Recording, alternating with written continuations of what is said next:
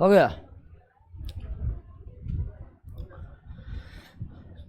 चलिए ध्यान दीजिए, अब समस्थानिक को समझना है, आइसोटोप्स को। तो समस्थानिक आइसोटोप्स क्या है? तो सबसे पहले समझिए कि इसका संबंध एक ही तत्व से है। समस्थानिकों का संबंध अलग अलग तत्वों से नहीं है, बल्कि एक ही तत्व से है, एक ही तत्व से। समस्थानिक का संबंध अलग अलग तत्वों से नहीं होकर एक ही तत्व के विभिन्न परमाणु से है। अब एक ही तत्व के विभिन्न परमाणु कहने का मतलब भी आप समझ लीजिए, क्योंकि आप जानते हैं कि तत्व में एक ही प्रकार के परमाणु होते हैं। एक तत्व एक ही प्रकार के परमाणुओं से मिलकर बने हैं, लेकिन इसके कुछ अपवाद हैं। कुछ तत्व अलग अलग प्रकार के परमाणुओं से भी मिलकर बने हुए हैं।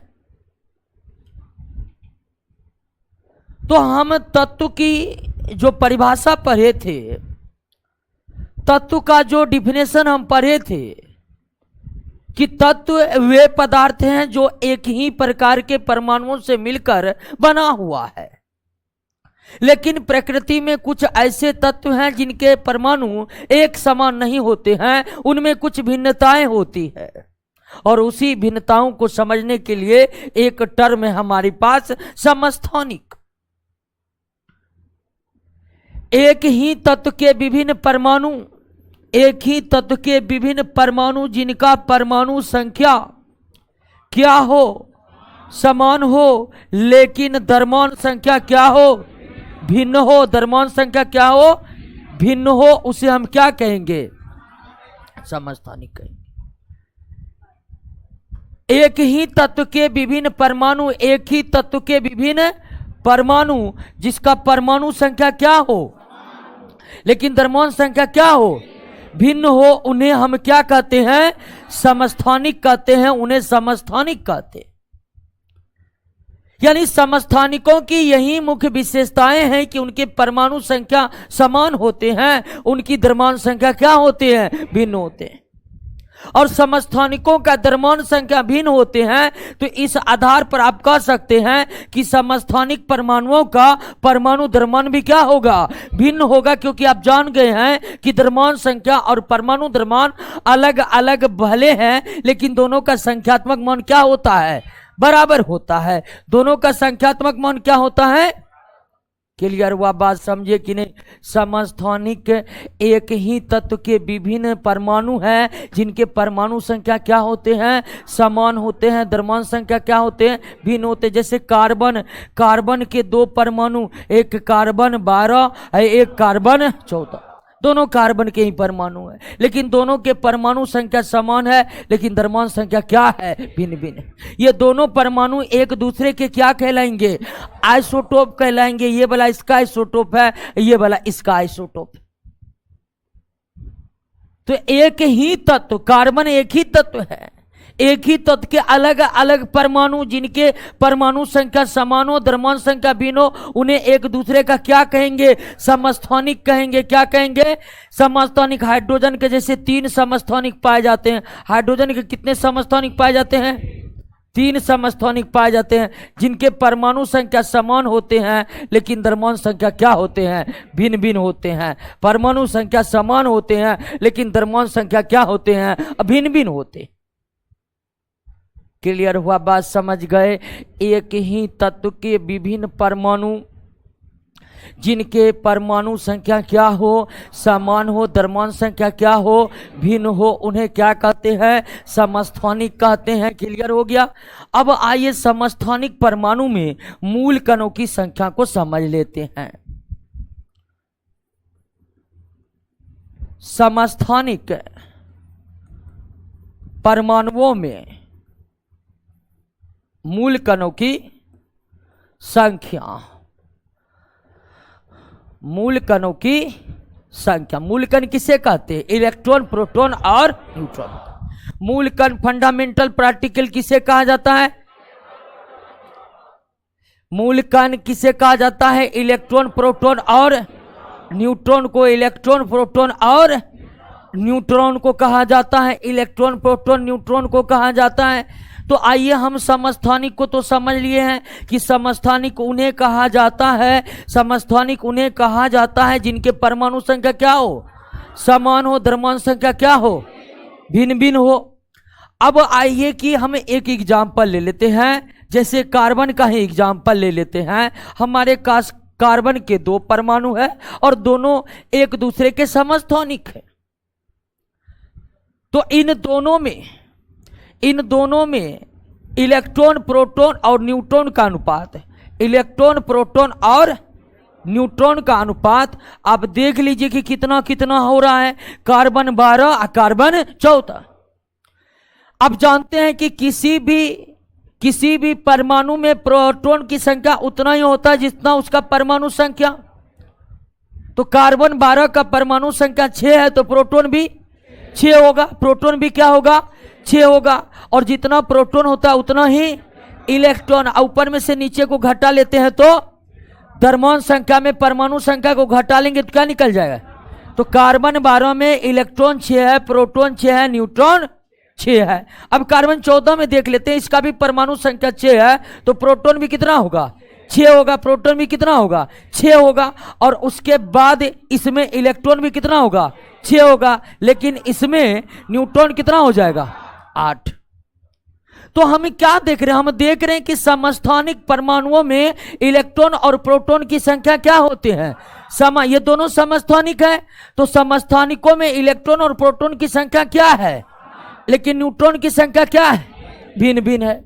तो आप समस्थानिकों को दूसरे तरह से भी परिभाषित कर सकते हैं। भिन्न भिन्न प्रकार के एक ही तत्व के भिन्न भिन्न परमाणु, एक ही तत्व के भिन्न भिन्न परमाणु जिनमें प्रोटॉन और इलेक्ट्रॉन की भी संख्या क्या हो? समान हो, लेकिन न्यूट्रॉन की संख्या क्या हो? भिन्न भिन्न हो, उसे हम क्या कहेंगे? समस्थानिक कहेंगे। एक ही तत्व के भिन्न भिन्न परमाणु जिसके परमाणु संख्या समान हो, द्रव्यमान संख्या अलग अलग हो, उसे हम क्या कहेंगे? समस्थानिक परमाणुओं में इलेक्ट्रॉन और प्रोटॉन की संख्या क्या होती है?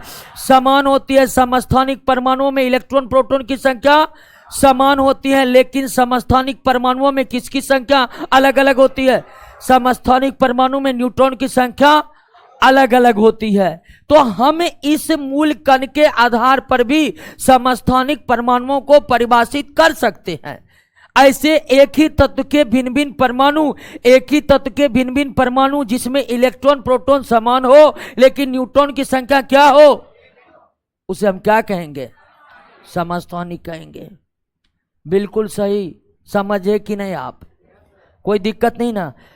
अब समस्थानिक परमाणु के गुणों में कोई अंतर नहीं होता है। मतलब यहां पर 2 कार्बन के परमाणु हैं, क्या इनके गुण एक दूसरे से भिन्न नहीं?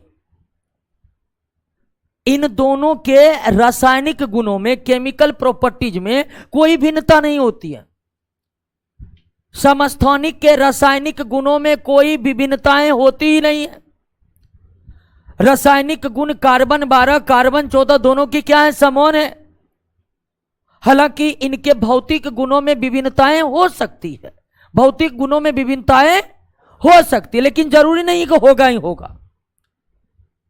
तो समस्थानिक का संबंध चूंकि एक ही तत्व के विभिन्न परमाणुओं से है, समस्थानिक का संबंध एक ही तत्व के विभिन्न परमाणुओं से है, इसलिए इनके रासायनिक गुण बिल्कुल समान होते हैं। कभी कभी भौतिक गुणों में विभिन्नताएं हो सकती है, भौतिक गुणों में विभिन्नताएं हो सकती है, लेकिन समस्थानिक परमाणुओं के रासायनिक गुण बिल्कुल क्या होते हैं? समान होते हैं। क्लियर बात समझ में आ गई आपको? कोई दिक्कत नहीं ना? एक बार फिर से समझ लीजिए कि समस्थानिकों का संबंध एक ही तत्व के विभिन्न परमाणु से हैं, लेकिन हम जानते हैं कि एक तत्व एक ही प्रकार के परमाणुओं से मिलकर बना होता है, लेकिन इसके कुछ अपवाद प्रकृति में मौजूद हैं। वैज्ञानिकों ने कई तत्व के ऐसे परमाणुओं को खोज निकाला है जो अलग अलग तरीके के हैं, एक समान नहीं है। अब ध्यान दीजिए कि समस्थानिकों की क्या विशेषता है। तो एक ही तत्व के विभिन्न परमाणु जिनके परमाणु संख्या क्या हो, समान हो, द्रव्यमान संख्या क्या हो, भिन्न हो, उसे क्या कहते हैं, समस्थानिक कहते हैं। समस्थानिकों में जब हम मूल कणों की संख्या का पता लगाए तो समस्थानिक परमाणुओं में मूल कण, इलेक्ट्रॉन और प्रोटॉन क्या पाए गए, समान पाए गए, जबकि न्यूट्रॉन की संख्या क्या होती है, भिन्न होती है। क्लियर। समस्थानिकों के रासायनिक गुण क्या होते हैं, समान होते हैं। समस्थानिकों के रासायनिक गुण समान होते हैं, लेकिन समस्थानिकों के भौतिक गुणों में विभिन्नताएं हो सकती है, भौतिक गुणों में विभिन्नताएं हो सकती है। क्या कोई दिक्कत। अगला है संभारिक, आइसोबार।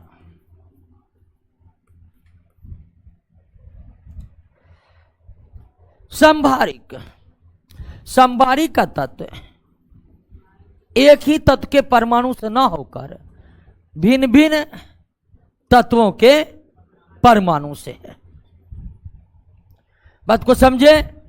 समस्थानिकों का संबंध, समस्थानिकों का संबंध एक ही तत्व के भिन्न भिन्न परमाणु से ना होकर, एक ही तत्व के भिन्न भिन्न परमाणुओं से ना होकर भिन्न भिन्न तत्व के परमाणु से। संभारिक का संबंध एक ही तत्व के अलग अलग परमाणुओं से था। समस्थानिक का संबंध एक ही तत्व के भिन्न भिन्न परमाणुओं से था, लेकिन संभारिक का संबंध भिन्न भिन्न तत्व के यानी अलग अलग तत्व के परमाणुओं से। अब अलग अलग तत्व के परमाणु, अलग अलग तत्व के परमाणु, अलग अलग तत्व के परमाणु की परमाणु संख्या क्या होगा, भिन्न होगा, क्योंकि आप जान चुके हैं कि परमाणु संख्या कभी भी दो तत्वों का एक समान नहीं हो सकता। तो अलग अलग तत्व से रिलेटेड है संभारिक, तो निश्चित तौर पर उनकी परमाणु संख्या अलग अलग होगी, क्योंकि कुछ भी हो जाए, कुछ भी हो जाए, किन्हीं भी दो तत्व का परमाणु संख्या एक हो ही नहीं सकता। तो संभारिक जिसका परमाणु संख्या क्या हो, भिन्न हो, लेकिन द्रव्यमान संख्या क्या हो, द्रव्यमान संख्या क्या हो दोस्तों, समान हो। द्रव्यमान संख्या क्या हो, समान हो, उसे हम क्या कहते हैं, उसे हम संभारिक कहते हैं। संभारिक, संभारिक क्या है, तो भिन्न भिन्न तत्व के परमाणु जिसकी परमाणु संख्या भिन्न हो लेकिन द्रव्यमान संख्या क्या हो, तो उसे हम क्या कहते हैं। यानी संभारिक का सीधा मतलब है कि द्रव्यमान संख्या क्या होनी चाहिए, और अगर द्रव्यमान संख्या समान है संभारिक का, तो निश्चित तौर पर इसका परमाणु द्रव्यमान भी क्या होगा। अगर द्रव्यमान संख्या समान है तो परमाणु द्रव्यमान भी क्या होगा, समान होगा। परमाणु द्रव्यमान भी क्या होगा, समान होगा। अब एग्जाम्पल पर आइए, जैसे उदाहरण के लिए लीजिए आप कैडमियम और टीन की बात करिए। कैडमियम का परमाणु संख्या 48, टीन का 50 होता है, लेकिन दोनों का द्रव्यमान संख्या 116 होता है। ये दोनों एक दूसरे के क्या है, संभारिक। कैडमियम का संभारिक टीन है या टीन का संभारिक कैडमियम है। और भी एग्जाम्पल आपके नोट में दिया हुआ। तो संभारिकों की विशेषता है कि परमाणु संख्या अलग होगा, द्रव्यमान संख्या समान। अब अगर मूल कणों की हम बात करें तो देख लेते हैं, इनके भी मूल कण, इलेक्ट्रॉन, प्रोटॉन, न्यूट्रॉन की संख्या को आप ज्ञात कर लीजिए, ठीक है ना। आपके पास कैडमियम है और क्या है, टीन है। तो कैडमियम का परमाणु संख्या 48, तो प्रोटॉन 48, इलेक्ट्रॉन भी, और न्यूट्रॉन की संख्या निकालिए, 8 हो गया और 6 हो गया, 68 हो गया। अब टीन का निकालिए, प्रोटॉन कितना है, 50, इलेक्ट्रॉन कितना है, 50, इलेक्ट्रॉन कितना है जी, 50 है, और निकालिए यहां पर 66। तो हम क्या देख रहे हैं, हम ये देख रहे हैं कि संभारिकों में, संभारिक परमाणुओं में ना तो इलेक्ट्रॉन की संख्या समान होती है, ना प्रोटॉन की संख्या समान होती है, ना न्यूट्रॉन की संख्या समान होती है। तो समान क्या होती है? तो समान द्रव्यमान संख्या होती है, यानी प्रोटॉन प्लस न्यूट्रॉन की संख्या निकालिए। 8 8 16, 6 4 10 11, 6 6 5 11। तो आप क्या देख रहे हैं? आप देख रहे हैं संभारिक परमाणु में इलेक्ट्रॉन की संख्या समान होती है? नहीं होती है। संभारिक परमाणु में प्रोटॉन की संख्या समान होती है? नहीं होती है। संभारिक परमाणु में न्यूट्रॉन की संख्या समान होती है? नहीं होती है। लेकिन संभारिक में प्रोटॉन और न्यूट्रॉन का योग समान होता है। संभारिक परमाणु में प्रोटॉन और न्यूट्रॉन का योग क्या होता है? समान होता है। और प्रोटॉन और न्यूट्रॉन के योग को हम द्रव्यमान संख्या कहते हैं। द्रव्यमान संख्या समान होता है। क्लियर बात आपको समझ में आई कि नहीं? समस्थानिक में इलेक्ट्रॉन प्रोटॉन समान था, लेकिन न्यूट्रॉन की संख्या क्या था? भिन्न था। संभारिक में इलेक्ट्रॉन प्रोटॉन न्यूट्रॉन सबकी संख्या भिन्न है। संभारिक में समान है भी तो वो भी कौन? तो प्रोटॉन और न्यूट्रॉन का योग समान होता है। अर्थात संभारिकों के द्रव्यमान संख्या क्या होते हैं? समान होते हैं। संभारिकों के द्रव्यमान संख्या क्या होते हैं? समान होते हैं। कोई दिक्कत? अब ध्यान दीजिए कि चूंकि संभारिक अलग अलग तत्व के परमाणु से संबंधित है, संभारिक अलग अलग तत्व के परमाणु से संबंधित है, तो संभारिकों के भौतिक गुण भी अलग अलग होते हैं और रासायनिक गुण भी क्या होते हैं? अलग अलग होते हैं। संभारिकों के भौतिक गुण भी अलग अलग होते हैं और रासायनिक गुण भी क्या होते हैं? अलग अलग होते हैं। इससे पहले हम समस्थानिकों के बारे में समझे थे कि समस्थानिक के तो रासायनिक गुण बिल्कुल क्या होते हैं? समान होते हैं। उनके भौतिक गुणों में विभिन्नताएं पाई जा सकती है, लेकिन जरूरी नहीं है कि भौतिक गुण भिन्न ही होंगे, वो समान भी हो सकते हैं, लेकिन भौतिक गुणों में विभिन्नताएं पाई जा सकती है। क्लियर है? बात को समझे कि नहीं समझे? कोई दिक्कत नहीं हो रहा है? बिल्कुल ये सब में दिक्कत नहीं होनी चाहिए। अब हम आगे बढ़ेंगे। आइसोटोन, आइसोटोन सम न्यूट्रॉनिक, सम, और एक है आइसो इलेक्ट्रॉनिक, आइसो इलेक्ट्रॉनिक। अब ये दोस्तों क्या है? इसके नाम से ही स्पष्ट हो रहा है कि ये क्या है। नहीं हो रहा है? इसका नाम है सम न्यूट्रॉनिक और इसका नाम है सम इलेक्ट्रॉनिक। अब सम न्यूट्रॉनिक सम इलेक्ट्रॉनिक में क्या मतलब रह जाएगा जब इतना स्पष्ट नाम दे दिया है? इसीलिए परीक्षा में हिंदी नाम का यूज नहीं किया जाता है ज्यादातर। अब तक जितनी बार आया है सम न्यूट्रॉनिक का प्रश्न, तो क्वेश्चन में हिंदी में भी क्या लिखा गया है? आइसोटोन। निम्नलिखित में कौन आइसोटोन है? अब वहां लिख देगा सम न्यूट्रॉनिक का पता लगाइए, तो दिमाग वाला पता लगा लेगा कि ये तो समान न्यूट्रॉन संख्या पूछ रहा है, तो निकाल लेते। तो सम न्यूट्रॉनिक क्या है? तो अलग अलग भिन्न भिन्न तत्व के परमाणु जिसमें न्यूट्रॉन की संख्या क्या हो, उसे हम क्या कहेंगे? सम न्यूट्रॉनिक कहेंगे।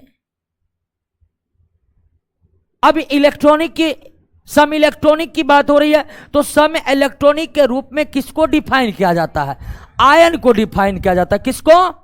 आयन को। अब तक हम समस्थानिक, संभारिक और सम न्यूट्रॉनिक का जब जिक्र किए तो परमाणु का जिक्र कर रहे थे, लेकिन सम इलेक्ट्रॉनिक का जिक्र करते वक्त हम किसका जिक्र करेंगे? आयन का जिक्र करेंगे। किसका जिक्र करेंगे? आयन का जिक्र करेंगे। भिन्न भिन्न प्रकार के आयन जिसमें इलेक्ट्रॉन की संख्या क्या हो? समान हो, इलेक्ट्रॉन की संख्या क्या हो, उसे सम इलेक्ट्रॉनिक कहेंगे। भिन्न भिन्न तत्व के परमाणु जिसमें न्यूट्रॉन की संख्या क्या हो, समान, उसे सम न्यूट्रॉनिक कहेंगे। और सम न्यूट्रॉनिक में केवल न्यूट्रॉन की संख्या समान होती है। सम न्यूट्रॉनिक में अन्य जो दो मूल कण है, इलेक्ट्रॉन है, प्रोटॉन है, उसकी संख्या समान नहीं होती है। केवल और केवल सम न्यूट्रॉनिक में किसका संख्या समान होता है? क्लियर हो गया? एक बार देख लीजिए आप सम न्यूट्रॉनिक सम इलेक्ट्रॉनिक को देख लीजिए, समझ लीजिए। 68 कैसे आया? 68 कैसे आया? ये 68 न्यूट्रॉन की संख्या ऊपर में से द्रव्यमान संख्या में से परमाणु संख्या घटाते हैं तब आता है न्यूट्रॉन की संख्या। तो न्यूट्रॉन की संख्या निकाले हैं दोस्तों, तब 68 आया है।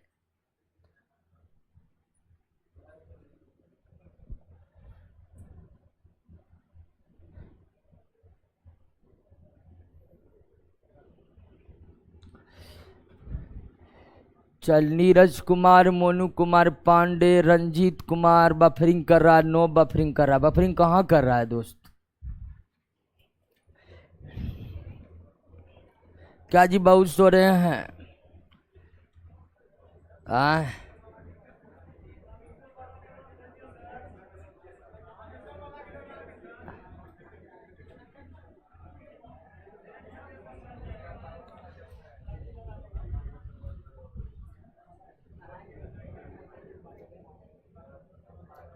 बोले देखने के लिए देखिए ना उसको, कोई दिक्कत नहीं ना है। आइए दोस्तों, अब जाएंगे अगले टॉपिक पर। अभी तक हम परमाणुओं के संरचना के संदर्भ में यही समझे हैं कि परमाणु के मध्य एक नाभिक होता है। परमाणु के मध्य एक नाभिक होता है। नाभिक के चारों ओर कक्षा होता है, सेल होता है, और उस सेल में इलेक्ट्रॉन क्या करते रहते हैं? चक्कर काटते रहते हैं। यही ना समझे हैं? यही ना समझे हैं कि परमाणुओं की जो संरचना है, परमाणुओं की जो संरचना है वो कैसी होती है? तो परमाणु में एक नाभिक होता है। परमाणु में क्या होता है? नाभिक होता है। नाभिक के चारों ओर सेल होते हैं। सेल में इलेक्ट्रॉन चक्कर लगाते रहते हैं। सेल में इलेक्ट्रॉन क्या करते हैं? चक्कर लगाते रहते हैं। लेकिन वास्तविकता इससे कुछ अलग है। वास्तविकता इससे कुछ अलग है दोस्तों। अब वास्तविकता इससे क्या अलग है? तो वास्तविकता इससे अलग है कि अगर बात करिएगा तो सेल जो होते हैं, सेल इसी में चक्कर लगाते हैं। सेल किसको कहते हैं? नाभिक के चारों ओर के वृत्ताकार भाग को क्या कहते हैं? सेल कहते हैं। तो वास्तविकता हम अभी तक यही जाने हैं। नील्स बोर और रदरफोर्ड के सिद्धांतों को समझकर हमें अब इतना ही पता लगा है कि नाभिक के चारों ओर, एटॉम के नाभिक के चारों ओर सेल होते हैं और उस सेल में इलेक्ट्रॉन चक्कर लगाते रहते हैं। लेकिन वास्तविकता यह है कि सेल के भीतर सब सेल होते हैं। सेल के भीतर सब सेल होते हैं। उस सब सेल के भीतर ऑर्बिटल होते हैं। उस सब सेल के भीतर ऑर्बिटल होते हैं। उस ऑर्बिटल में इलेक्ट्रॉन या तो क्लॉकवाइज या एंटी क्लॉकवाइज चक्कर काटते रहते हैं। बात समझ में आया आपको कि परमाणु के जो सेल हैं उस सेल के भीतर क्या है? सब सेल है। उस सब सेल के भीतर भी क्या है? ऑर्बिटल है। अब फिर उस ऑर्बिटल में भी इलेक्ट्रॉन एक तरह से नहीं, कितने तरह से? दो तरीके से चक्कर काटते हैं, या तो क्लॉकवाइज चक्कर काटते हैं या एंटी क्लॉकवाइज चक्कर काटते हैं। यानी कि अब तक भी हमें नील्स बोर और रदरफोर्ड के मॉडल को, नील्स बोर और रदरफोर्ड के मॉडल को समझते समझते सिर्फ इतनी बात का पता लगा है कि परमाणु में सेल होते। लेकिन वास्तविकता यहीं तक नहीं है। सेल के भीतर सब सेल, सब सेल के भीतर ऑर्बिटल, और ऑर्बिटल में इलेक्ट्रॉन चक्कर काटते हैं या तो क्लॉकवाइज या फिर एंटी क्लॉकवाइज। यह है परमाणु के इलेक्ट्रॉन की स्थिति। लेकिन इतनी सारी बातों की जानकारी कैसे मिलेगी? सवाल है कि कैसे पता चलेगा कि इलेक्ट्रॉन किस सेल के, किस सब सेल के ऑर्बिटल में किस तरह चक्कर काटा। इलेक्ट्रॉन के बारे में इतनी जानकारी कैसे पता चलेगी? तो इसका उत्तर है दोस्तों क्वांटम नंबर। Quantum number.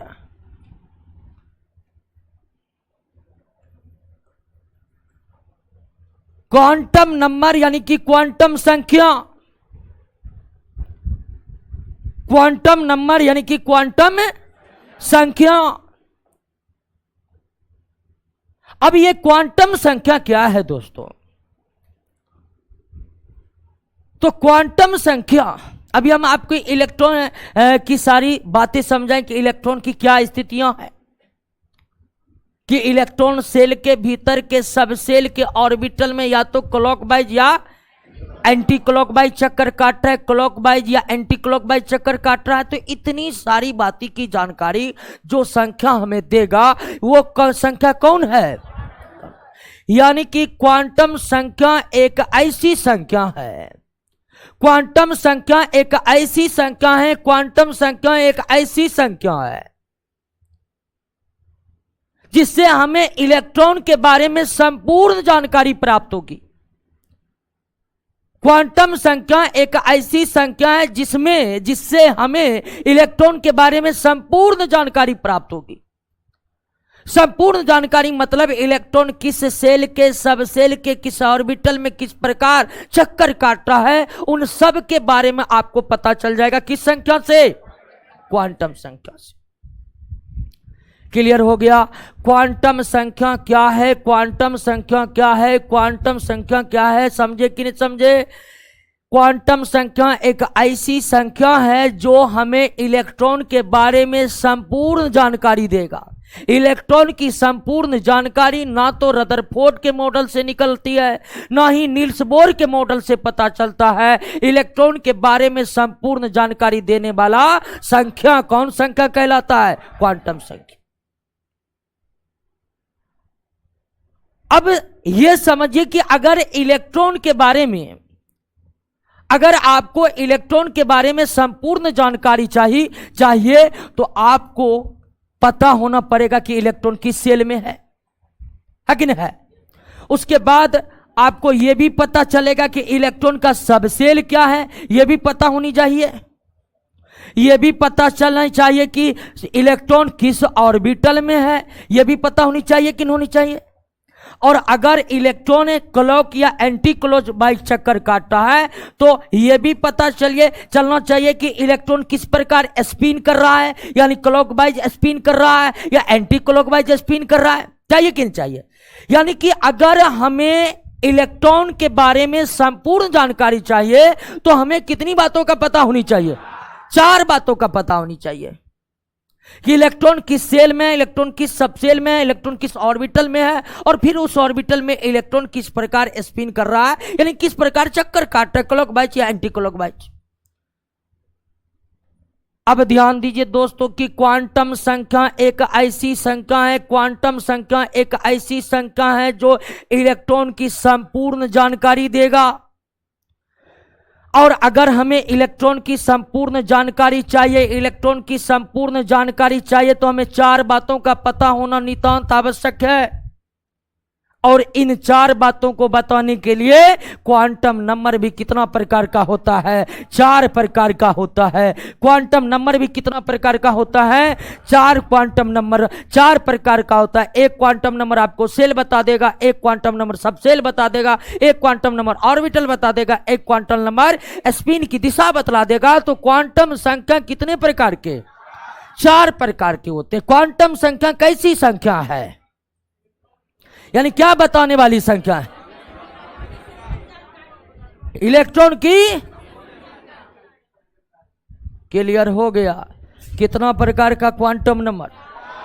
4 प्रकार का। आइए पहला क्वांटम नंबर को समझते हैं।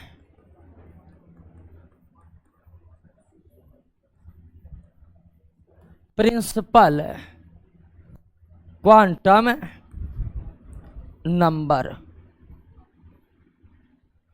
और प्रिंसिपल क्वांटम नंबर को किस में डिनोट किया जाता है? एन में डिनोट किया जाता है। ठीक है, प्रिंसिपल क्वांटम नंबर को किस में डिनोट किया जाता है? एन में डिनोट किया जाता है। किस में डिनोट किया जाता है?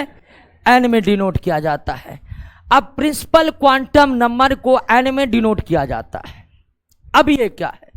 प्रिंसिपल क्वांटम नंबर इलेक्ट्रॉन की कक्षा बताता है, इलेक्ट्रॉन की कक्षा बताता है, मतलब सेल के बारे में बताता है।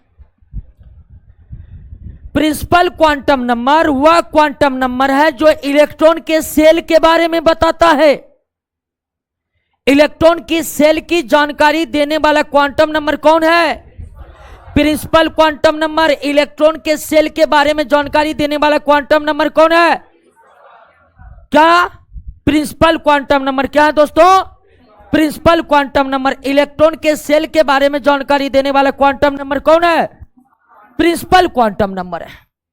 और प्रिंसिपल क्वांटम नंबर जो है, प्रिंसिपल क्वांटम नंबर जो है, इसको एन में डिनोट किया जाता है। और एन का मान 1 से लेकर इंफिनिटी तक कुछ भी नहीं हो सकता है, कुछ भी हो सकता है, लेकिन एन का मान कभी भी 0 नहीं हो सकता। प्रिंसिपल क्वांटम नंबर का मान 1 से लेकर इंफिनिटी तक कुछ भी हो सकता है, लेकिन प्रिंसिपल क्वांटम नंबर का मान कभी 0 नहीं हो सकता। तो वह क्वांटम नंबर जो इलेक्ट्रॉन के कक्षा के बारे में बताएगा, वह क्वांटम नंबर जो इलेक्ट्रॉन के कक्षा या सेल के बारे में जानकारी देता है, वह क्वांटम नंबर कौन है? प्रिंसिपल क्वांटम नंबर का मान 1 से लेकर इंफिनिटी तक कुछ भी हो सकता है, लेकिन शून्य नहीं हो सकता है। अभी प्रिंसिपल क्वांटम नंबर, मान लीजिए प्रिंसिपल क्वांटम नंबर का 1 है तो सेल कौन होगा? के। प्रिंसिपल क्वांटम नंबर का मान 2 है तो एल। प्रिंसिपल क्वांटम नंबर का मान, प्रिंसिपल क्वांटम 4 है तो एन है। क्लियर हो गया? बात समझ गए? अब यहां से क्या प्रश्न पूछे जा सकते? अगर आपसे पूछेगा कि एक तत्व के परमाणु के किसी इलेक्ट्रॉन, कोई इलेक्ट्रॉन m कक्षा में चक्कर काट रहा है, तो उस इलेक्ट्रॉन का प्रिंसिपल क्वांटम नंबर कितना होगा? 3 होगा। एक इलेक्ट्रॉन परमाणु के k कक्षा में चक्कर काटा तो उसके प्रिंसिपल क्वांटम नंबर का मान 1 होगा। एक इलेक्ट्रॉन के प्रिंसिपल क्वांटम नंबर का मान 4 है तो वह किस कक्षा में चक्कर काट रहा है? किस कक्षा में? n कक्षा में। तो इस तरह से आपसे प्रश्न पूछे जा सकते हैं। प्रिंसिपल क्वांटम नंबर का मान 1 है तो वह के कक्षा में है, 2 है तो एल कक्षा में है, 3 है तो एन कक्षा में है, 4 है तो एन कक्षा में है। क्लियर बात? समझ गए कि नहीं समझ गए? कोई दिक्कत नहीं। एक इलेक्ट्रॉन परमाणु के एल कक्षा में है तो इसके लिए प्रिंसिपल क्वांटम नंबर का मान क्या होगा? 2 होगा। एक परमाणु के किसी इलेक्ट्रॉन का प्रिंसिपल क्वांटम नंबर 4 है तो वह किस कक्षा में होगा? एन कक्षा में होगा। अब ध्यान दीजिए दोस्तों कि प्रिंसिपल क्वांटम नंबर हमें यह बताता है कि परमाणु किस कक्षा में है। प्रिंसिपल क्वांटम नंबर हमें इस बात की जानकारी देता है कि परमाणु किस कक्षा में है। और अगर कक्षा के बारे में पता चल गया तो ऊर्जा के बारे में पता चल जाएगा क्या ना? क्योंकि हम नील्स बोर के ही मॉडल से ये जानते हैं कि के से ज्यादा ऊर्जा एल से ज्यादा ऊर्जा एम में, एम से ज्यादा ऊर्जा एन में, है कि नहीं है? तो अगर प्रिंसिपल क्वांटम नंबर हमें कक्षा की जानकारी देता है और कक्षा की जानकारी होने के बाद हमें ऊर्जा की जानकारी हो जाएगा, तो इसका मतलब है कि प्रिंसिपल क्वांटम नंबर इलेक्ट्रॉन की ऊर्जा की भी जानकारी देता है। प्रिंसिपल क्वांटम नंबर के द्वारा हम इलेक्ट्रॉन के सेल के बारे में पता करने के साथ साथ प्रिंसिपल क्वांटम नंबर के द्वारा हम इलेक्ट्रॉन के सेल के बारे में पता करके हम उस इलेक्ट्रॉन की ऊर्जा को भी निकाल सकते हैं। उस ऊर्जा को भी क्या कर सकते हैं? निकाल सकते। क्लियर हो गया? बात को समझ गए? Principal quantum number clear? आइए दूसरा क्वांटम नंबर पर। दूसरा क्वांटम नंबर है एजीमुथल। एजीमुथल या इसको सब्सिडरी भी कहते हैं, सब्सिडरी क्वांटम नंबर। एजीमुथल या सब्सिडरी क्वांटम नंबर, समझे? और इसको डिनोट किया जाता है एल में। किस में डिनोट किया जाता है? एल में डिनोट किया जाता है और स्मॉल लेटर का यूज करते। ठीक है, तो एजीमुथल क्वांटम नंबर या subsidiary quantum number, azimuthal quantum number या सब्सिडरी क्वांटम नंबर, इसको किस में डिनोट करते हैं? एल में डिनोट करते हैं। किस में डिनोट करते हैं? एल में। और ये वो क्वांटम नंबर है जो हमें इलेक्ट्रॉन के सबसेल की जानकारी, इलेक्ट्रॉन के सबसेल के जानकारी देगा। इलेक्ट्रॉन के सबसेल, सेल की जानकारी देने वाला क्वांटम नंबर कौन है? सेल के बारे में जानकारी देने वाला प्रिंसिपल क्वांटम नंबर है। सेल के बारे में जानकारी देने वाला प्रिंसिपल क्वांटम नंबर है। एजीमुथल क्वांटम नंबर जो है, एजीमुथल क्वांटम नंबर जो है, ये इलेक्ट्रॉन के सबसेल की जानकारी देता है। एजीमुथल क्वांटम नंबर इलेक्ट्रॉन के सबसेल की जानकारी देता है। वास्तविकता यह है दोस्तों कि जब इलेक्ट्रॉन सेल में चक्कर काट रहे होते हैं, जब इलेक्ट्रॉन सेल में चक्कर काट रहे होते हैं और जब इलेक्ट्रॉन सेल में चक्कर काट रहे होते हैं तो इलेक्ट्रॉन के पास कोणीय संवेग होता है, एंगुलर मोमेंटम। और इलेक्ट्रॉन के चक्कर काटने से उसके कोणीय संवेग के कारण जो ऊर्जा उत्पन्न होती है, उस ऊर्जा को मापने का कार्य किस क्वांटम नंबर के द्वारा होता है? किसके द्वारा होता है? और उसी ऊर्जा का मापन करके ये किसका पता लगा लेता है? इलेक्ट्रॉन के सबसेल का। तो इलेक्ट्रॉन के कोणीय संवेग के कारण उत्पन्न ऊर्जा की माप होती है एजीमुथल या सब्सिडरी क्वांटम नंबर के द्वारा। और यही क्वांटम नंबर हमें बताएगा कि इलेक्ट्रॉन सेल के किस सबसेल में है, इलेक्ट्रॉन सेल के किस सबसेल में है। या सीधा सीधा अगर आप पूछिए तो सीधा सीधा जानिए कि प्रिंसिपल क्वांटम नंबर सेल की जानकारी देता है, एजीमुथल क्वांटम नंबर सबसेल की जानकारी देता है। क्लियर हो गया? आइसोटोन का एग्जाम्पल बता। एग्जाम्पल नहीं दिया हुआ आइसोटोन का, है? अरे नोट में दिया हुआ देखिए ना जी, एग्जाम्पल खोज रहे हैं। उतना प्रश्न कलेक्शन करके दिए हैं, प्रश्न बनाइए। क्या प्रश्न पर जाइएगा सारा एग्जाम्पल को, एग्जाम्पल दिया है कि ना आइसोटोन का, तभी सब कुछ से कुछ। आइए दोस्तों, एजीमुथल समझ रहे हैं बात को कि नहीं? एजीमुथल जो है किसके बारे में हमें जानकारी देगा? इलेक्ट्रॉन के सबसेल के बारे में जानकारी देगा। अब ध्यान दीजिए कि एजीमुथल क्वांटम नंबर का मान जो है प्रिंसिपल पर डिपेंडेंट है। एजीमुथल क्वांटम संख्या का मान प्रिंसिपल पर डिपेंडेंट है। यानी कि एजीमुथल का मान, एजीमुथल को एल में डिनोट करते, एजीमुथल का मान शून्य से लेकर n-1 तक होता है। यानी कि किसी भी इलेक्ट्रॉन का मान 0 से लेकर, किसी भी इलेक्ट्रॉन के एजीमुथल क्वांटम नंबर का मान प्रिंसिपल पर डिपेंड करता है। किस पर डिपेंड करता है? प्रिंसिपल पर डिपेंड करता है। प्रिंसिपल पर डिपेंड करता है, किस प्रकार डिपेंड करता है? तो L से 0 से लेकर n-1 तक, 0 से लेकर n-1 तक। क्लियर हो गया? बात समझ गए? कोई दिक्कत है? अब L का मान कहां से कहां तक होता है? 0 से लेकर n-1 तक। L का मान कहां से कहां तक? 0 से लेकर n-1 तक। अब 0 से लेकर n-1 तक जो इसका मान होता है, मान लीजिए कि n का मान कितना है? 1, तो L का मान क्या हो जाएगा? 0 हो जाएगा कि नहीं हो जाएगा? क्योंकि L का मान 0 से लेकर n-1 तक, तो n का मान 0 n का मान 1 है, तो L का मान 0 से लेकर n-1, तो n का मान 1 है तो 1 - 1 0 हो जाएगा। तो जब n का मान 1 है तो L का मान क्या होगा? n का मान 2 है तो L का मान 0 1, n-1 यानी 2 - 1 1 होगा। n बराबर 3 है तो l का मान 0 1 2 0 1 2, n का मान 3 है तो l का मान 0 1 2 3 0 1 2 3। हाँ नहीं 3 तक 2 तक होगा।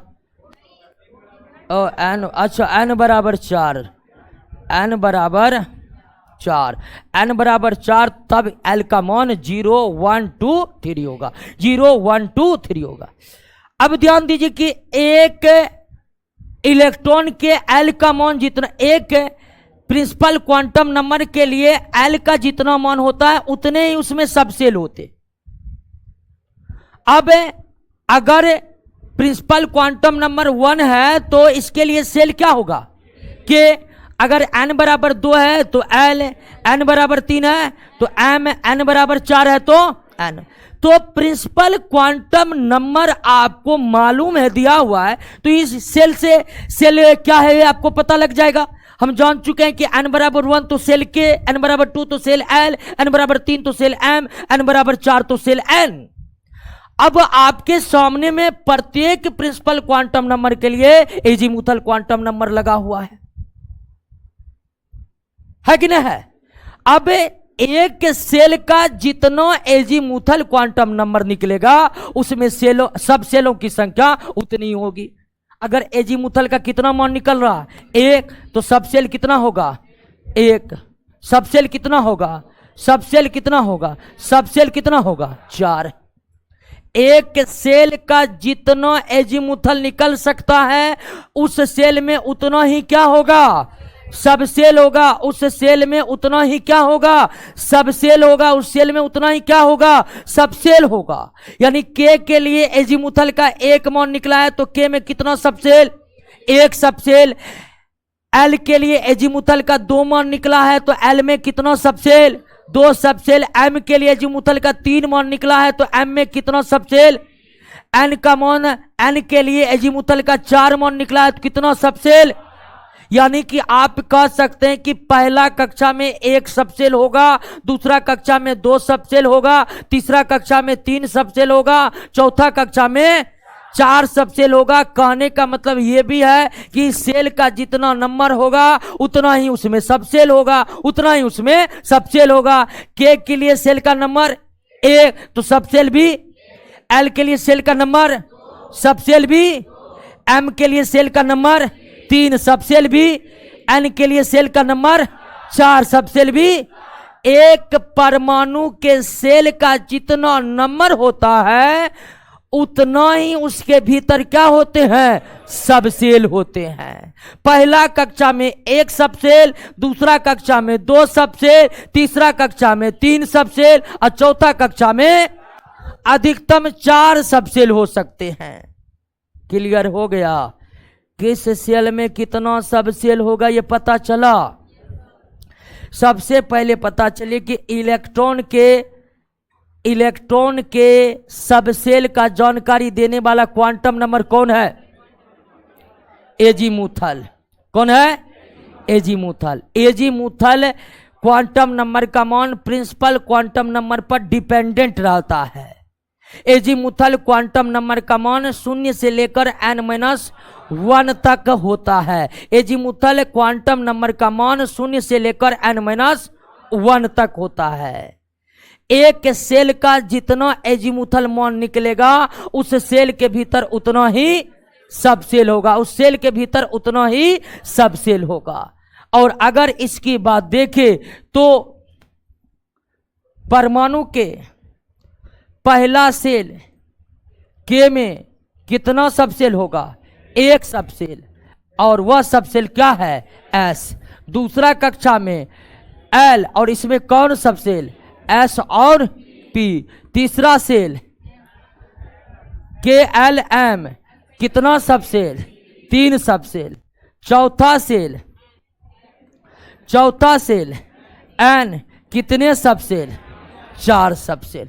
सब सेलों को SPDF में डिनोट किया जाता है और सब सेलों को डिनोट करने के लिए स्मॉल लेटर का इस्तेमाल करते हैं। सब सेल को किस में डिनोट किया जाता है? एस, पी, डी और एफ में। पहला सेल के में कौन सब सेल हो सकते हैं? एस। दूसरा सेल एल में, तीसरा सेल एम में, चौथा सेल एन में। क्या एफ सेल के में मिलेगा आपको? नहीं। डी सेल के में मिलेगा? पी मिलेगा? नहीं। के में केवल एक सब सेल होगा, कौन? एल में केवल 2 सब सेल होगा, कौन? एम में केवल 3 सब सेल होगा, कौन? एन में केवल 4 सब सेल होगा, कौन? यानी कि डी सब सेल आपको दूसरा कक्षा में नहीं मिल सकते हैं, एफ सब सेल आपको तीसरा कक्षा में नहीं मिल सकते। क्लियर हो गया? कोई दिक्कत नहीं ना। किसी सेल के भीतर सब सेलों की संख्या सेल के नंबर के बराबर होते हैं। किसी सेल में सब सेलों की संख्या सेल के नंबर के बराबर होते हैं। किसी सेल में सब सेलों की संख्या सेल के नंबर के बराबर होते हैं। क्लियर हो गया? कोई दिक्कत है? अब देखिए कि सेल का ऊर्जा आप पहले ही समझ चुके थे। के से ज्यादा एल, एल से ज्यादा एम, एम से ज्यादा एन। अगर सब सेल का ऊर्जा एस से ज्यादा पी, पी से ज्यादा डी, डी से ज्यादा एफ, तो किस सेल में कितना सब सेल होंगे और कौन कौन होंगे, इस बात की जानकारी मिली। पहला कक्षा में कितने सब सेल? क्या पहला कक्षा में एक से ज्यादा सब सेल हो सकते हैं? नहीं हो सकते, क्योंकि पहला कक्षा के एजीमुथल मान सिर्फ एक निकलता है, वो है 0।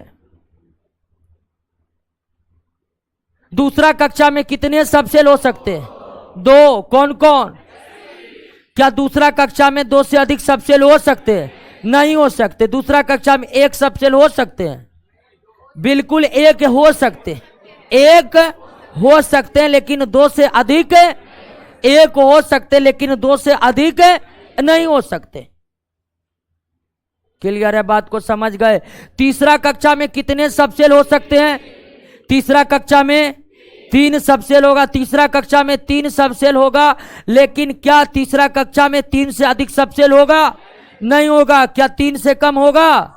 बिल्कुल कम हो सकता, लेकिन अधिक, क्योंकि ये जो सेलों की संख्या, ये जो सेल के भीतर सब सेलों की संख्या है, ये सब सेलों की अधिकतम संख्या है, सब सेलों की। क्लियर हो गया? सब सेलों का ऊर्जा किस प्रकार डिपेंडेंट है वो देख लिए। हाँ, सबसे कम ऊर्जा किस सब सेल की? एस की। एस से ज्यादा, पी से ज्यादा और डी से ज्यादा एफ की। क्लियर हो गया? समझ गए? तीसरा क्वांटम नंबर पर आते हैं।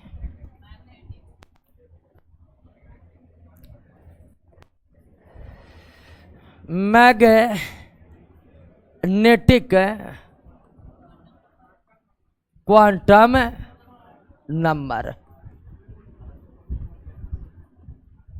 और इसको एम में डिनोट किया जाता है। प्रिंसिपल को एन में, एजीमुथल को एल में और मैग्नेटिक को एम में डिनोट किया जाता है। मैग्नेटिक को एम में डिनोट किया जाता है। अब देखिए, सेल की जानकारी प्रिंसिपल दे दिया, सब सेल की जानकारी एजीमुथल से मिल गया, यानी कि अब मैग्नेटिक को यह जानकारी देना है कि यह किस ऑर्बिटल में है। यानी कि इलेक्ट्रॉन के ऑर्बिटल की जानकारी कौन से क्वांटम नंबर से मिलता है? किससे? मैग्नेटिक क्वांटम नंबर से। मैग्नेटिक क्वांटम नंबर वह क्वांटम नंबर है, मैग्नेटिक क्वांटम नंबर वह क्वांटम नंबर है जो हमें इलेक्ट्रॉन के ऑर्बिटल की जानकारी देगा।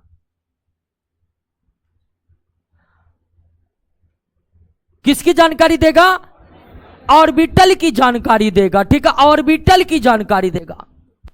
मैग्नेटिक क्वांटम नंबर वह क्वांटम नंबर है जो हमें ऑर्बिटल की जानकारी देगा। और अगर आपको ऑर्बिटल की जानकारी मिल गया तो आपको इलेक्ट्रॉन की सही और वास्तविक स्थिति की जानकारी मिल गया। मैग्नेटिक क्वांटम नंबर जो है ये कक्षा तल के अभिविन्यास की जानकारी देता है, कक्षा तल की अभिविन्यास की जानकारी देता है, कक्षा तल की अभिविन्यास की जानकारी देता है। तो मैग्नेटिक क्वांटम नंबर जो है, जो कक्षा तल की अभिविन्यास की जानकारी देता है, यह लाइन भी अपने आप में महत्वपूर्ण कि इसका क्या मतलब हुआ। कक्षा तल में अभिविन्यास की जानकारी देने का मतलब क्या? कक्षा तल की अभिविन्यास की जानकारी आपको मिल गया, अभिविन्यास या विन्यास की जानकारी मिल गया, तो इसका मतलब है कि आपको कक्षा के इलेक्ट्रॉन की संपूर्ण जानकारी मिल गया। और कक्षा के इलेक्ट्रॉन की संपूर्ण जानकारी मिलने का मतलब है कि हमें यह तक पता चल गया कि इलेक्ट्रॉन किस ऑर्बिटल में है। यानी कि ऑर्बिटल के बारे में जानने का मतलब ही है कि आप क्या जान गए हैं, कक्षा तल का अभिविन्यास। कक्षा तल यानी सेल। जब तक आप ऑर्बिटल के बारे में नहीं जाने हैं, जब तक आप ऑर्बिटल के बारे में नहीं जाने हैं, तब तक आप कक्षा तल की संपूर्ण विन्यास या अभिविन्यास की जानकारी आपको प्राप्त नहीं हुई है। आपको कक्षा तल की अभिविन्यास की जानकारी संपूर्ण रूप से तब पता चलेगा जब आपको इलेक्ट्रॉन का क्या पता चल जाए, ऑर्बिटल के बारे में पता चल जाए। और ऑर्बिटल के बारे में बताने वाला क्वांटम नंबर कौन है? मैग्नेटिक का। ऑर्बिटल के बारे में बताने वाला क्वांटम नंबर कौन है?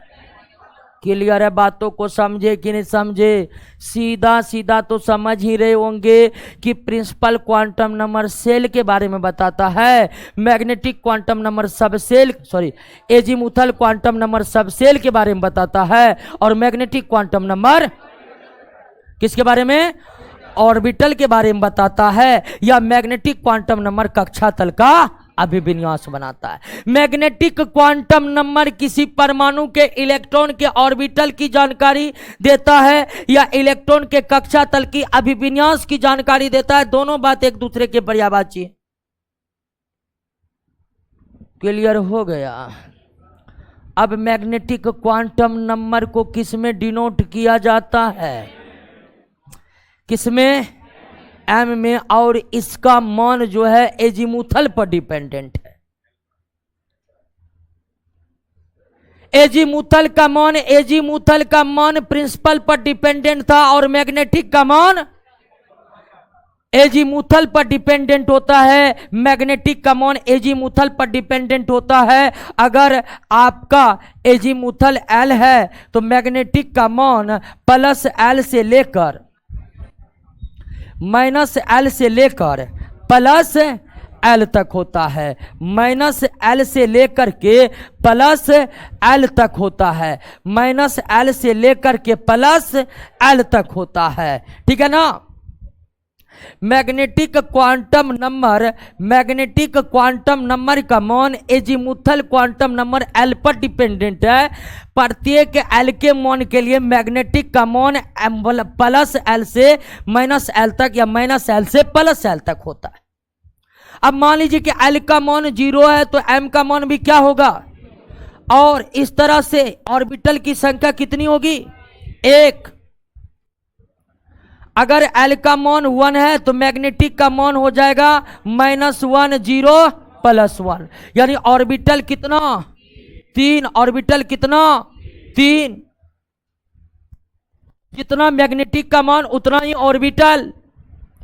अगर एल का मान 3 है तो एम का मान कितना होगा? -3 -2 -1 0 + 1 + 2 + 3 3 7 ना। तो L बराबर 3 के लिए M का मान कितना निकल गया? 7 निकल गया। तो कितना? 7 निकलेगा -3।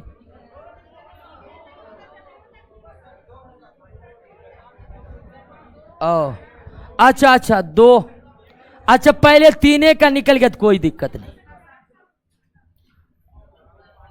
अच्छा पहले क्रमिक के रूप से निकाल दे। 2 होगा तो M का मान +2 + 1 0 -1 -2 तो कितना? 5। L बराबर 0 तो सबसेल कितना? एस, एल बराबर 1 तो सबसेल पी, एल बराबर 2 तो सबसेल डी, एल बराबर 3 तो सबसेल एफ। और एफ सबसेल के लिए मैग्नेटिक का कितना मान होगा? 7 मान होगा। कुल कितना ऑर्बिटल होगा? एक सबसेल का जितना मैग्नेटिक मान होगा उस सबसेल में उतना ही क्या होगा? ऑर्बिटल होगा। एक सबसेल के लिए जितना मैग्नेटिक का मान होगा, जितना मैग्नेटिक का मान होगा उतना ही उसमें क्या है? उतना ही उसमें क्या होते हैं? ऑर्बिटल होते हैं। यानी एस में कितना ऑर्बिटल? 1, पी में कितना ऑर्बिटल? 3, डी में कितना ऑर्बिटल? 5, और इसी तरह एफ में कितना ऑर्बिटल निकलेगा? 7, क्योंकि एफ के लिए एल बराबर 3 और एल बराबर 3 तो एम का 7 मान निकलेगा, 7 ऑर्बिटल होगा। और एक ऑर्बिटल में इलेक्ट्रॉन की संख्या 2। एक ऑर्बिटल में इलेक्ट्रॉन कितना होता है? 2। तो इस तरह मैग्नेटिक क्वांटम नंबर ऑर्बिटल की जानकारी देगा।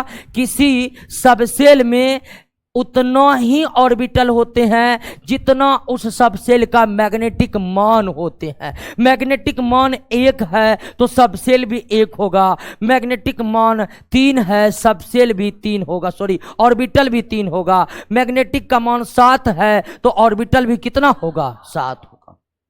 क्लियर है? बात समझ गए? अब अगर आप तीनों ऑर्बिटल समझ गए तो आपको सेल की जानकारी मिल गया। आपको किसकी जानकारी मिल गया? सबसेल की जानकारी मिल गया और आपको ऑर्बिटल की जानकारी मिल गया। सेल की जानकारी किस क्वांटम नंबर से? प्रिंसिपल क्वांटम नंबर से। सबसेल की जानकारी एजीमुथल क्वांटम नंबर से और ऑर्बिटल की जानकारी मैग्नेटिक क्वांटम नंबर से। सेल की जानकारी किस क्वांटम नंबर से? सबसेल की जानकारी, ऑर्बिटल की जानकारी मैग्नेटिक क्वांटम नंबर से। ठीक है, मैग्नेटिक क्वांटम नंबर दोबारा बताइए। मैग्नेटिक क्वांटम नंबर को दोबारा बताने कोई जरूरी, याद रखना कि मैग्नेटिक क्वांटम नंबर क्या बताता है? ऑर्बिटल। बस हो गया, इतना सबका काम चलेगा। अब ध्यान दीजिए कि सेल अगर के है तो इसमें एस, ऑर्बिटल कितना? 1, इलेक्ट्रॉन कितना? 2। अगर सेल क्या है तो सबसेल एस और एस पी। ऑर्बिटल कितना? 1। पी में कितना ऑर्बिटल? 3 ऑर्बिटल होते हैं। क्लियर? पी में 3 है ना? पी में 4। अच्छा, एस में कितना ऑर्बिटल? पी में कितना ऑर्बिटल? 3। पी में कितना ऑर्बिटल? 3। क्लियर हुआ? एस में कितना ऑर्बिटल होते हैं? 1। पी में कितना ऑर्बिटल? 3। क्लियर हुआ? तो टोटल कितना ऑर्बिटल? 4 ऑर्बिटल होगा। उसके बाद एम में subshell S P D, S P D. तो एस में कितना ऑर्बिटल? पी में और डी में 5। डी में कितना? 5। क्लियर? कोई दिक्कत नहीं ना? उसी तरह अगर एम में जाएंगे, के एल एम, एन में जाएंगे तो एन में कितना subshell? S P D F. S में 1 ऑर्बिटल, पी में 3 ऑर्बिटल, डी में 5 और एफ में 7 ऑर्बिटल होते। एस में 1 ऑर्बिटल, पी में 3 ऑर्बिटल, डी में 5 ऑर्बिटल, एफ में 7 ऑर्बिटल होते हैं। एस में 7 ऑर्बिटल होते हैं। क्लियर है? बातों को आप समझ रहे हैं कि नहीं समझ रहे हैं? तो इस तरह देखिए कि एक ऑर्बिटल में कितने इलेक्ट्रॉन होते हैं? एक ऑर्बिटल में कितने इलेक्ट्रॉन होते हैं? तो सब सेल में एक ऑर्बिटल में अगर 2 इलेक्ट्रॉन होते हैं तो सब सेल में इलेक्ट्रॉन की संख्या निकाल लीजिए। एस में 1 ऑर्बिटल तो कितना इलेक्ट्रॉन? पी में 3 तो कितना? डी में 5 तो कितना? एफ में 7 तो कितना? 14। चूंकि एस में 1 ऑर्बिटल होते हैं तो एस में 2 इलेक्ट्रॉन होगा, पी में 3 ऑर्बिटल होते हैं 6 इलेक्ट्रॉन होगा। डी में 5 इलेक्ट्रॉन होते हैं 10 और 5 ऑर्बिटल होते हैं 10 इलेक्ट्रॉन होगा। एफ में 7 ऑर्बिटल होते हैं तो 14 इलेक्ट्रॉन होगा। एस सबसेल में अधिकतम कितना इलेक्ट्रॉन? पी सबसेल में अधिकतम 6, डी सबसेल में अधिकतम, एफ सबसेल में अधिकतम। कोई दिक्कत? आप प्रश्न को बनाइएगा, कोई दिक्कत नहीं होगा। समझे कि नहीं समझे? हाँ, हल्का फल्का दिक्कत का कोई मतलब नहीं है।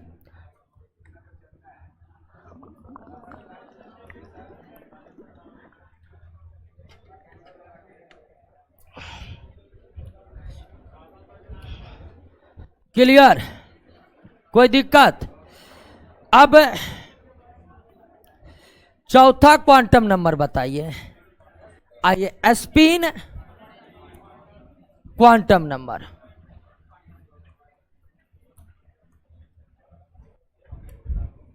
Spin quantum number, spin quantum number ये इलेक्ट्रॉन का क्या बताता है? चक्रण की दिशा बताता है, स्पिन की दिशा। और इलेक्ट्रॉन या तो क्लॉकवाइज घूम सकते हैं, क्लॉकवाइज घूम सकते हैं, या इलेक्ट्रॉन एंटी क्लॉकवाइज घूम सकते हैं। तो स्पिन क्वांटम नंबर वह क्वांटम नंबर है, स्पिन क्वांटम नंबर वह क्वांटम नंबर है जो इलेक्ट्रॉन की चक्रण की दिशा बतलाता है। ऑर्बिटल में इलेक्ट्रॉन किस तरह चक्कर काट रहे हैं, क्लॉकवाइज चक्कर काट रहे या एंटी क्लॉकवाइज चक्कर काट रहे, इसकी जानकारी देता है कौन? Spin quantum number. और स्पिन क्वांटम नंबर का मान 2 ही होता है, प्लस हाफ या माइनस हाफ। प्लस हाफ या प्लस हाफ ये बतलाता है अगर किसी इलेक्ट्रॉन का spin quantum number plus half है तो वह किस प्रकार चक्कर काट रहा है? क्लॉकवाइज। अगर किसी इलेक्ट्रॉन का spin quantum number minus half है तो वह किस प्रकार चक्कर काट रहा है? तो स्पिन क्वांटम नंबर का मान 2 ही होता है, या तो प्लस हाफ या minus half. Plus half clockwise चक्कर को इंडिकेट करता है और माइनस हाफ एंटी क्लॉकवाइज चक्कर को इंडिकेट करता है। तो इस तरह क्वांटम नंबर कितना हो गया? 4 हो गया। क्वांटम नंबर कितना हो गया? प्रिंसिपल सेल के बारे में जानकारी देता, azimuthal subshell, magnetic orbital, magnetic orbital और स्पिन जानकारी देता है कि क्लॉकवाइज चक्कर काट रहा है या। क्लियर? कोई दिक्कत? दिक्कत है तो आपको इतना पता चला ना, प्रिंसिपल किसके बारे में बताएगा? सेल के। Azimuthal, magnetic orbital, spin. इतना ही जान गए, टॉप करने के लिए काफी है। समझे कि नहीं समझे? हाँ, बाकी क्वांटम नंबर का सिद्धांत काफी डीपली है और ये मैक्स प्लैंक के क्वांटम सिद्धांत पर आधारित है, जो +2 साइंस से किए होंगे। 11th क्लास में काफ़ी लंबा थ्योरी है, इसके बारे में जरूर पढ़े होंगे। तो हम उतने विस्तार में गए नहीं जितने विस्तार में हमें जाना नहीं चाहिए। क्लियर हो गया? क्वांटम नंबर समझ गए? आइए देख लेते मैग्नेटिक एक बार और। मैग्नेटिक में ध्यान दीजिए। चलिए एक बार मैं क्वांटम नंबर को सब एक बार ध्यान से देखिए तब तो हम आगे बढ़ेंगे।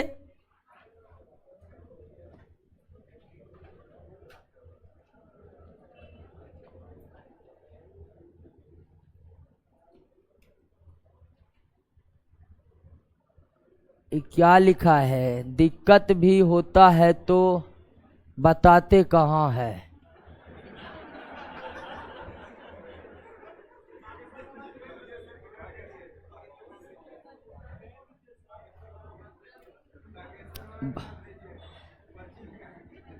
चलिए ऑनलाइन वाले दोस्तों बताते ही बंद करो, यानी कि आनंद को बंद करो। क्या क्या लिख रहा है, बंद करो इसको।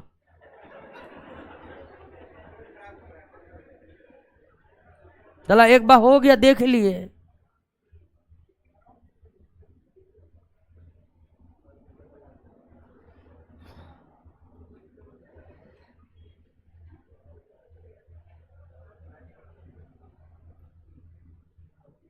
क्लियर।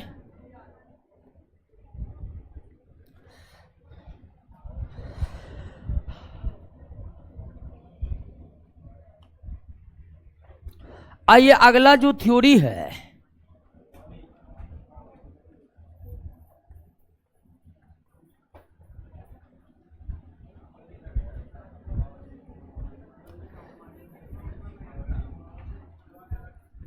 Poly exclusion principle.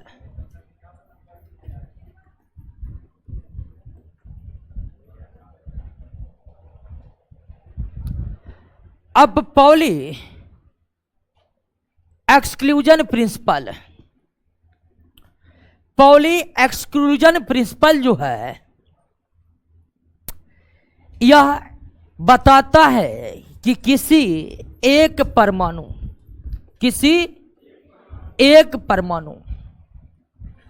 के किन्हीं दो इलेक्ट्रॉन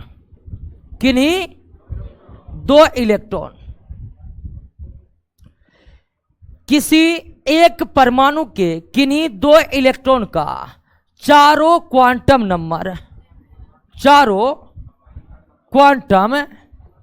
नंबर समान नहीं हो सकता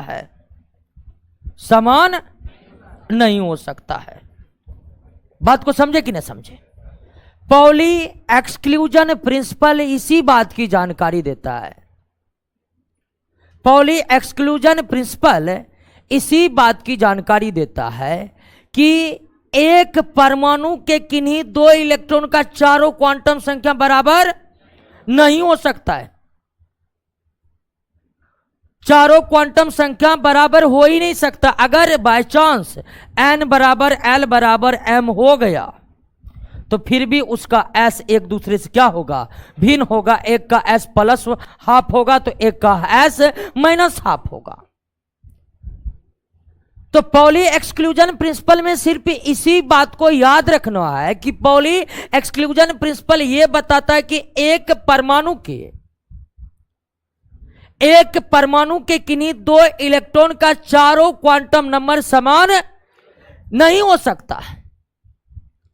एक परमाणु के किन्हीं दो इलेक्ट्रॉन का चारों क्वांटम नंबर समान नहीं हो सकता है। यही क्या कहलाता है, एक्सक्लूजन प्रिंसिपल कहलाता है। अगर by chance n l m बराबर भी हो गया, प्रिंसिपल एजीमुथल मैग्नेटिक बराबर भी हो गया, तो उसका स्पिन एक दूसरे से क्या हो जाएगा, अलग हो जाएगा। यानी स्पिन एक का प्लस हाफ हो जाएगा तो एक का क्या हो जाएगा, माइनस हाफ आ जाएगा। बस यही बात है। और इस पॉली एक्सक्लूजन प्रिंसिपल को विस्तार देने पर, पॉली एक्सक्लूजन प्रिंसिपल का विस्तार देने पर चार निष्कर्ष निकलकर सामने आते हैं। अगर पॉली एक्सक्लूजन प्रिंसिपल को हम विस्तार देंगे, यानी कि इसको विस्तृत करेंगे कि पॉली एक्सक्लूजन प्रिंसिपल जो बता रहा है कि एक परमाणु के किन्हीं दो इलेक्ट्रॉन का चारों क्वांटम संख्या समान नहीं हो सकता है। यानी अगर इन बातों को विस्तार दे तो कितने निष्कर्ष निकलकर सामने आते हैं, चार निष्कर्ष निकलकर सामने आते हैं। चारों निष्कर्ष हम बता चुके हैं इससे पहले भी। वही निष्कर्ष पॉली एक्सक्लूजन प्रिंसिपल से आते हैं जो अभी क्वांटम नंबर बताते समय आपको बताए हैं। अब पढ़िए उस चारों निष्कर्ष को।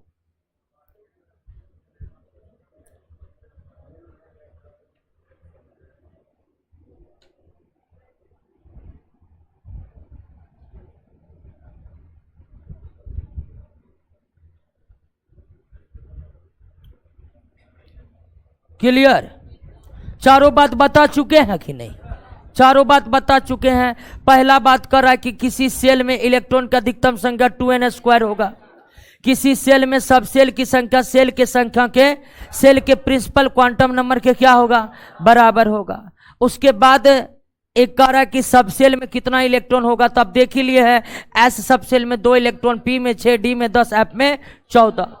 और उसके बाद कह रहा है कि एक ऑर्बिटल में अधिकतम 2 ही इलेक्ट्रॉन हो सकते हैं। वो बात भी हम जान चुके हैं कि एक ऑर्बिटल में अधिकतम कितने, 2 ऑर्बिटल।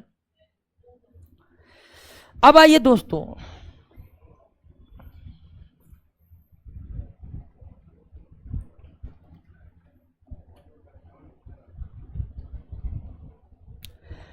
अब आते हैं हुंड रूल पर।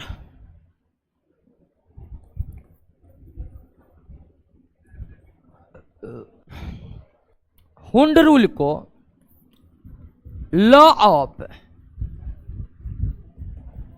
मैक्सिमम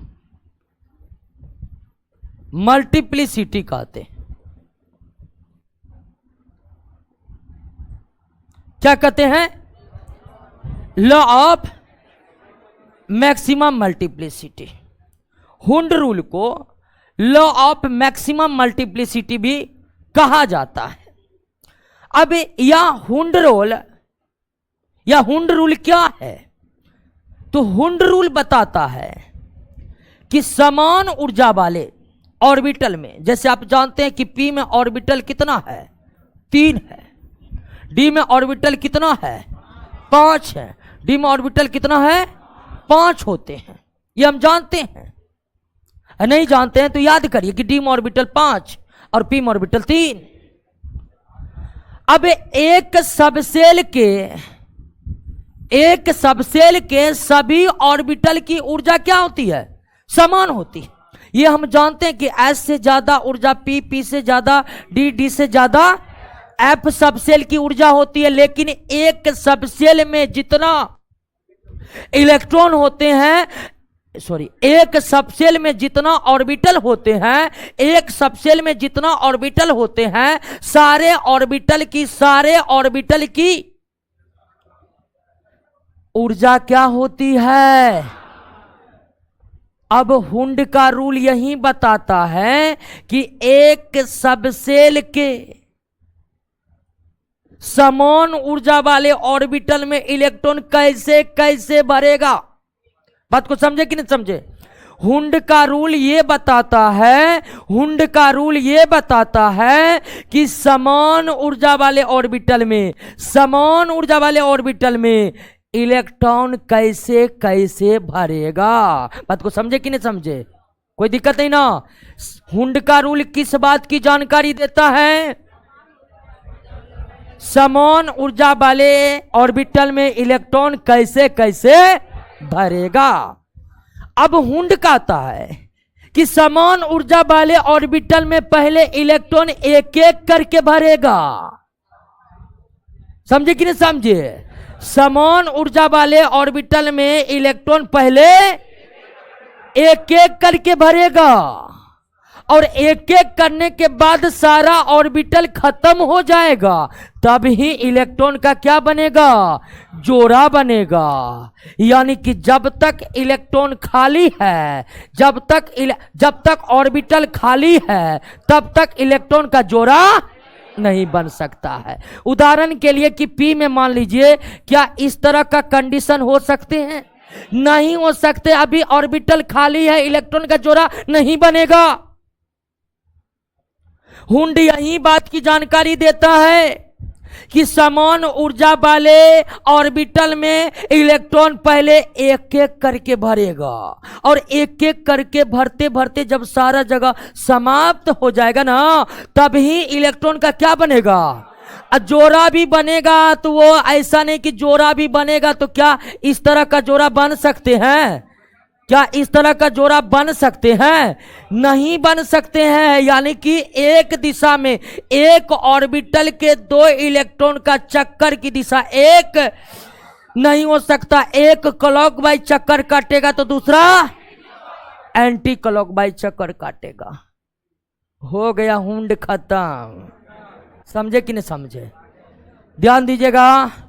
समान ऊर्जा वाले ऑर्बिटल में इलेक्ट्रॉन के भरने की जानकारी का पता किस नियम से लगता है? हुंड का नियम ये कहता है कि समान ऊर्जा वाले ऑर्बिटल में इलेक्ट्रॉन पहले एक एक करके प्रवेश करेगा कि एक साथ 10-10 2-2 इलेक्ट्रॉन प्रवेश करेगा। पहले समान ऊर्जा वाले ऑर्बिटल में इलेक्ट्रॉन पहले एक एक करके प्रवेश करेगा, एक एक करके जगह समाप्त हो जाएगा, तभी इलेक्ट्रॉन के जोड़े बनेंगे। और जब एक ऑर्बिटल में इलेक्ट्रॉन के जोड़े बनेंगे तो उन दोनों इलेक्ट्रॉन की चक्रण की दिशा एक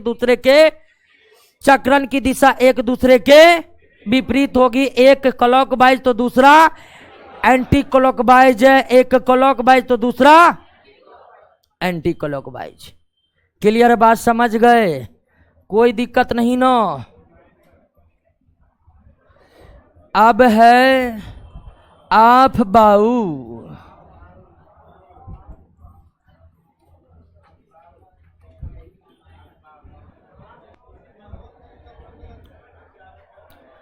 आइए दोस्तों, आप बाऊ प्रिंसिपल को समझ लेते हैं। परमाणु के सब सेल के ऑर्बिटल में इलेक्ट्रॉन कैसे घुसेगा, ये तो हुंड साहब बता दिए हैं। बात को समझे कि नहीं समझे? परमाणु के सब सेल के ऑर्बिटल में इलेक्ट्रॉन कैसे कैसे घुसेगा ये हुंड बता दिया है, लेकिन सब सेल में कैसे घुसेगा इलेक्ट्रॉन ये नहीं बताया। पहले तो इलेक्ट्रॉन सब सेल में जाएगा, तब सब सेल के इलेक्ट्रॉन में जाएगा। तो भिन्न भिन्न परमाणु के भिन्न भिन्न सेल के सब सेल में इलेक्ट्रॉन कैसे जाएगा ये जानकारी देगा कौन? अफबाऊ। अफबाऊ एक जर्मन भाषा का शब्द है जिसका अर्थ होता है एक एक करके जोड़ना। अफबाऊ किस भाषा का शब्द है? जर्मन भाषा का शब्द है, जर्मन भाषा का शब्द है, जर्मन भाषा का शब्द है जिसका अर्थ होता है एक एक करके क्या करना, एक एक करके। तो अफबाऊ प्रिंसिपल जो है हमें इस बात की जानकारी देगा, अफबाऊ प्रिंसिपल जो है हमें इस बात की जानकारी देगा कि सेल के सब सेल में इलेक्ट्रॉन का प्रवेश कैसे होगा, सेल के सब सेल में इलेक्ट्रॉन का प्रवेश कैसे होगा। और इसको याद रखने का ट्रिक है, ट्रिक। अरे हल्ला नहीं करिए। आइए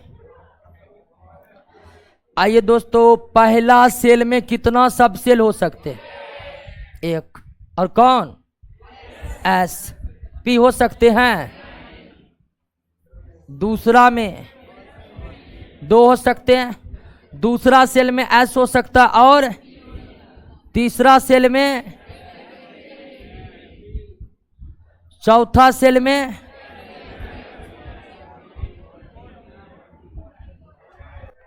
होगा, पांचवा में 4 होगा क्योंकि 4 से ज्यादा सब सेल होते।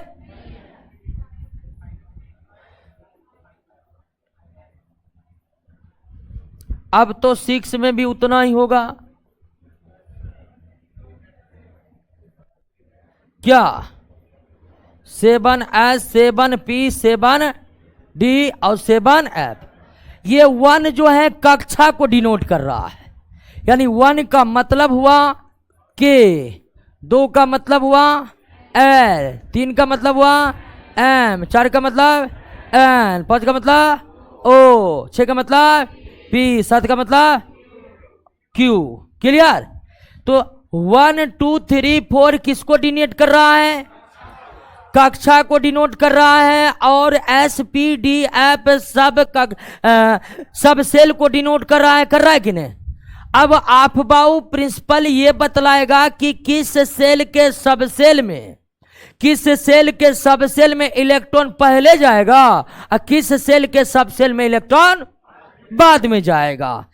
सेल के सब सेल में इलेक्ट्रॉन की भरने की व्यवस्था अफबाऊ प्रिंसिपल से पता लगता है। सब सेल के ऑर्बिटल में इलेक्ट्रॉन के भरने की व्यवस्था हुंड के रूल से पता लगता है। कोई दिक्कत? अब आइए दोस्तों, सबसे पहले किधर जाएगा इलेक्ट्रॉन? 1, फिर 2P 3S, 3P 4S, 3D, इतना तक ही काम चल जाएगा। पहले इलेक्ट्रॉन किस में जाएगा, उसके बाद उसके बाद उसके बाद उसके बाद उसके बाद उसके बाद उसके बाद उसके बाद फिर फिर फिर फिर क्लियर। अब खींचिए तो यहां खिंचाएगा। क्लियर।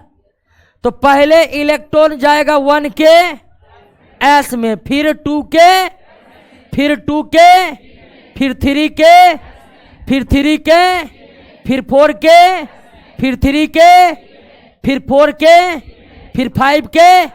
तो कैसे कैसे इलेक्ट्रॉन सेल के सब सेल में प्रवेश करेगा, इसको इसी ट्रिक पर हम याद रख सकते हैं। कोई दिक्कत? इस सब सेल में, भिन्न भिन्न प्रकार के सब सेल में इलेक्ट्रॉन कैसे भरेगा, इस बात को हम याद रखने से अच्छा इस ट्रिक को आप याद रखिएगा। और ट्रिक याद हो ही गया होगा क्या जी? कोई दिक्कत है इसमें? सबसे पहले लिखेंगे 1 का, फिर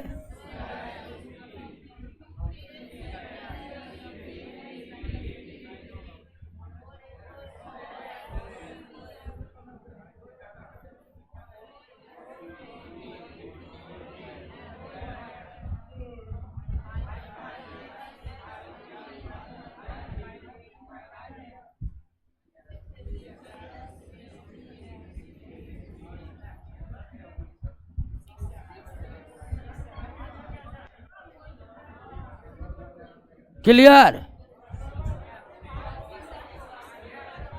ओ अच्छा, A6F क्लियर। इस तरह लिख दिए। और इस तरह क्यों लिखा, हम जानते हैं कि पहला सेल में केवल एक सब सेल होता है, दूसरा में 2 होता है तो S, और तीसरा में 3 होता है, चौथा में 4 होता है। 4 से ज्यादा सब सेल होता नहीं, तो पांचवा में भी अधिकतम 4 होगा, छठा में भी 4 होगा। अब सबसे पहले इलेक्ट्रॉन जाएगा 1 के S में, फिर 2 के, फिर 2p3s, फिर 3p, फिर 3d4p5s। क्लियर।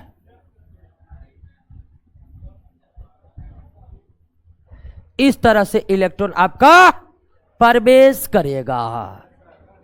क्लियर हो गया? कोई दिक्कत? अब तो आफबाउ प्रिंसिपल तो है, ये आफबाउ प्रिंसिपल का जो ये ट्रिक आधारित है, ट्रिक 2 बातों पर आधारित है। ट्रिक कितने बातों पर आधारित है? 2 बातों पर आधारित है। ट्रिक कितने बातों पर आधारित है? 2 बातों पर आधारित है कि अगर 2 सेल के लिए n+1 का मान, अगर 2 सेल में जिसका n+1 का मान कम होगा, n का मतलब principal quantum number, principal quantum number, 2 shell के लिए जिस सेल में n+1 का मान कम होगा पहले इलेक्ट्रॉन उसमें जाएगा। या n+1 का मान 2 सेल के लिए बराबर है तो जिसके लिए n का मान कम होगा पहले इलेक्ट्रॉन उसमें जाएगा। कहने का मतलब क्या है? कहने का मतलब यह है कि प्रिंसिपल क्वांटम नंबर n जो है वह ऊर्जा के भी बारे में बताता है ना। प्रिंसिपल क्वांटम नंबर ऊर्जा के बारे में बताता है।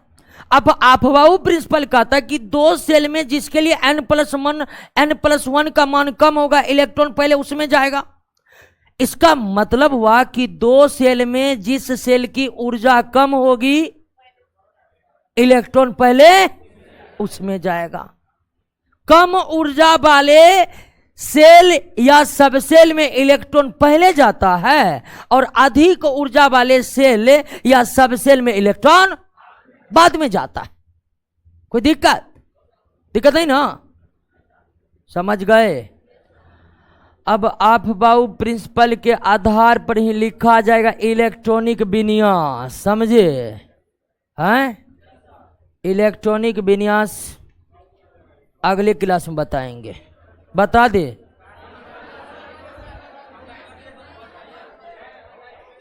चैप्टर समाप्त हो गया है। इलेक्ट्रॉनिक विन्यास जो है आप अपने से पढ़ लीजिएगा, ठीक है? नहीं पढ़ पाइएगा? आइए तब बताएंगे इलेक्ट्रॉनिक विन्यास अगले क्लास में, थोड़ा सा बता देंगे, फिर हम अगला चैप्टर पर। क्या कार्बन का एग्जाम्पल क्या देखे? गलती है, कार्बन तो 12 होता है। ठीक तो है जी, 2 2 4 2 तो छोए है, तो खाली है, तो छोए को इलेक्ट्रॉन है तो एक खाली है। कार्बन में इलेक्ट्रॉन कितना होगा? 6 ना, तो 6 होगा। एस में 2 है, फिर एस में 2 है, तो पी में फिर 2 न होगा, एक ऑर्बिटल खाली रहेगा, समझे ना? हाँ ठीक है, कार्बन सही है। अब देखिए इलेक्ट्रॉन नहीं रहेगा तो मान लीजिए आप जानते हैं पी में कितना इलेक्ट्रॉन है? 6, लेकिन पी में 5 भी रह सकते हैं, 2 भी रह सकते हैं, 4 भी रह सकते हैं, 5 से अधिक नहीं रह सकते। अब अगर इलेक्ट्रॉन पी में 6 से कम है तो उसका ऑर्बिटल एक खाली रहेगा, कुछ ना कुछ। क्लियर है? अब दोस्तों कुछ लोगों को थोड़ा कम समझ में आ रहा है तो टेंशन नहीं लीजिए, आप प्रश्नों पर जाइएगा ना तो सारा प्रश्न बनेगा। अच्छा प्रश्न बन रहा है कि नहीं बन रहा? और और ध्यान रखिएगा, बहुत लोग मजा मार रहे हैं कि केमिस्ट्री के बिना रिजल्ट ले आएंगे, और कादिन है उसका ले आएगा रिजल्ट। केमिस्ट्री का पढ़ना जरूरी है, कम से कम जितना नोट में प्रश्न है उसको तो पढ़ना ही पड़ेगा, समझे कि नहीं समझे? चलिए क्वेश्चन वाला वीडियो क्लास आज ही अपलोड करवा देंगे, ठीक है ना? क्वेश्चन का वीडियो सॉल्यूशन आज अपलोड हो जाएगा, आप लोग क्वेश्चन कर लीजिएगा। अगला क्लास में इलेक्ट्रॉनिक विन्यास बता करके अगला चैप्टर पर जाएंगे, चौथा पर जाएंगे। क्लियर है?